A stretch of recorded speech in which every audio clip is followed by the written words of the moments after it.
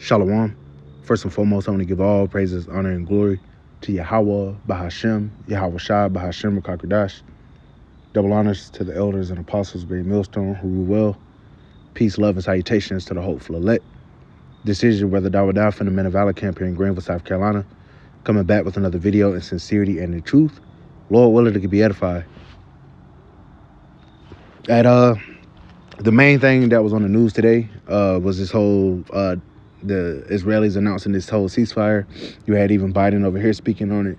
All right, but this is all smoke and mirrors. All right, we know what prophecy says. We know what the scriptures say. And, hey, this is just another step in prophecy. All right, this is a false sense of hope for you people, though. Right, we're going to get right into it. This is Israel-Hezbollah. Israeli cabinet has approved a ceasefire in Lebanon. After months of heavy fighting, which it has included airstrikes and an IDF ground invasion of Lebanon, it finally looks official. Israel's Channel 12 and others are reporting Tuesday evening local time that the Israeli cabinet has approved a ceasefire in Lebanon. As you know, they've been fighting Hezbollah in Lebanon, right? That's on the north front. Now, something important to note is, and I've done a video on it before, Israel is fighting a multi-front war. So just because there was a ceasefire with Lebanon doesn't mean that this is some victory. All right, they're still at war with Hamas. All right, they're still bombing Syria. The big one, Iran. You know, we know according to the scriptures that the least of the flock shall draw them out. So this ceasefire isn't going to last long, and it's definitely not going to last forever. All right.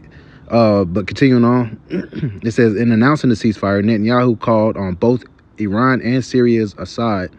He stressed that Israel is determined to prevent Iran from having nuclear arms and that Assad is playing with fire in his coordination with the Islamic Republic and Hezbollah.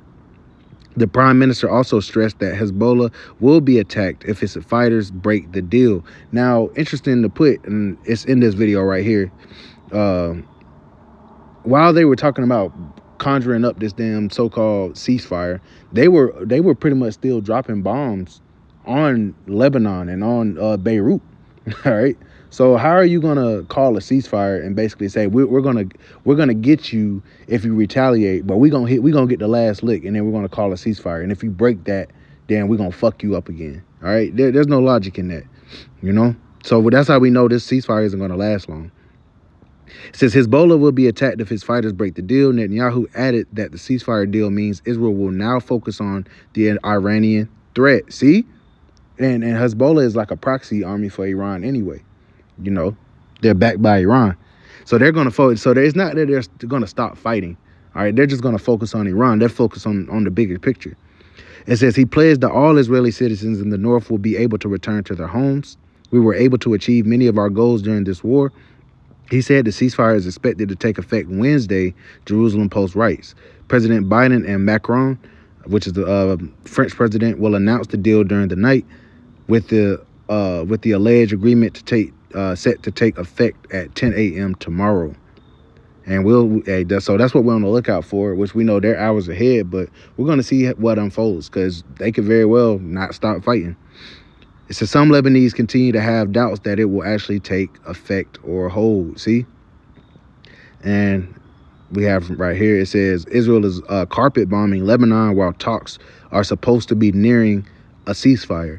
How many times did we see this pattern in Gaza, where Israel does everything possible to continue the war while pretending they're negotiating a ceasefire?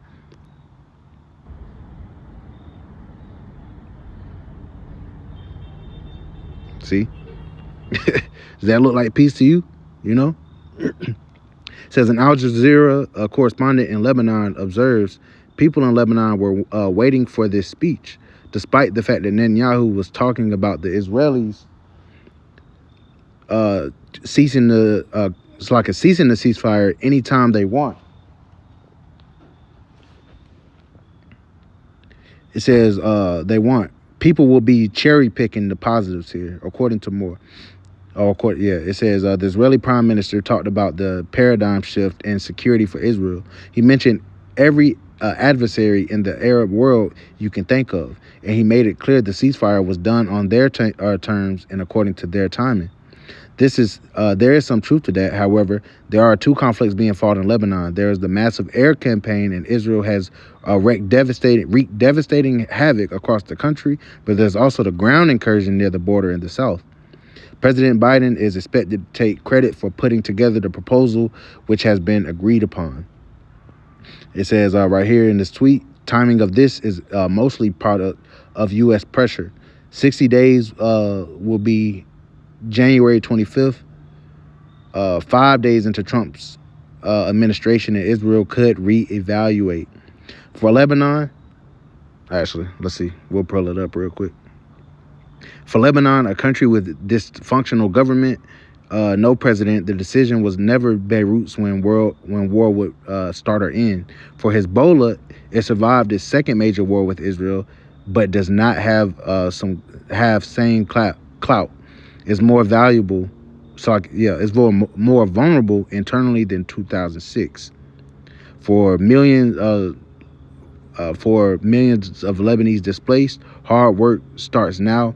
Some towns completely wiped out. So, of course, this is war, man. So continuing on, since the targets were in the areas of Al Hadath, Harit Harik, and Burj Al Barajnah. You got to forgive me for that. It says, which are known Hezbollah strongholds.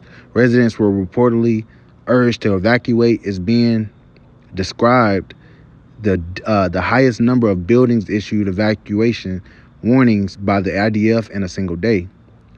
I'm not sure how to say that. It says, which has been frequent target for strikes since the bombing raids began. Saw huge plumes of smoke hovering above buildings in the aftermath. The area is home to some 1 million people. Also on Tuesday, the IDF has begun publishing evacuation orders to central Beirut, significantly outside any area considered a Hezbollah stronghold.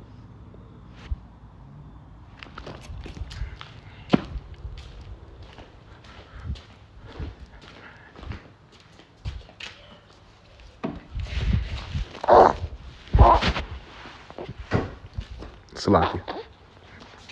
It says, in recent days, actually, scroll up, son. Where we at?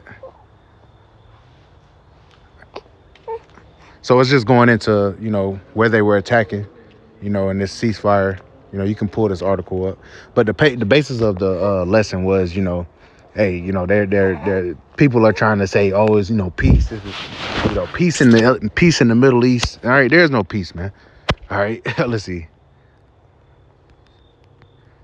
We'll jump around real quick. This is Ezekiel chapter 7 and verse 25. It says, destruction cometh, and they shall seek peace, and there shall be none. And the scriptures say there's no peace to the wicked. There's no rest for the wicked, man. And Israel, them Israelis, which are small hats, man, all right, which are Amalekites, according to the Bible. They're not the true people of the Lord. All right, the Lord said he would war with Amalek from generation to generation. All right, so just because they might have did a ceasefire on this front, they're still at war on other major fronts, the biggest one being Iran, and they're going to draw these nations into World War III. All right, you already got the shit popping off with Russia and Ukraine and NATO. You have that escalating. So now you're going to have this escalation concerning Iran and Israel, right? So now they pulling out the big guns, man. So we'll have to see what comes forth of this. But let's grab that, because this is where World War III ultimately is going to be fought. They're going to be brought to the so-called Middle East, and Israel is going to take part in drawing them out. We'll grab this, Jeremiah chapter 49, and right to the point, verse 20. Therefore, hear the counsel of the Lord that he have taken against Edom, which is a so-called white man, right? And his purposes that he have purposed against the inhabitants of Teman. Surely the least of the flock shall draw them out. Surely he shall make their habitation desolate with them. So the least of the flock, which is those Israelis, right? Being that, and further proof of that is them. Here it is. They're small among the heathen. They're completely surrounded, and they're at war with all of them.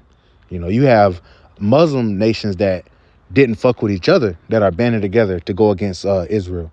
So the point is, hey, they're trying to seek peace. There's not going to be any peace. All right, and the scriptures also say in Thessalonians that when they shall say peace and safety, then sudden destruction cometh upon them, as travail upon a woman with child, and they shall not escape. So to you people thinking this some victory, all right, hey, first of all, it don't take effect till like 10 a.m. tomorrow, all right, their time. They could easily continue to fucking fight, man, and there will be no peace. All right, but we know overall concerning prophecy, all right, they're going to continue to fight. All right, World War III will be fought in, hey, it's going to go down mainly in that land.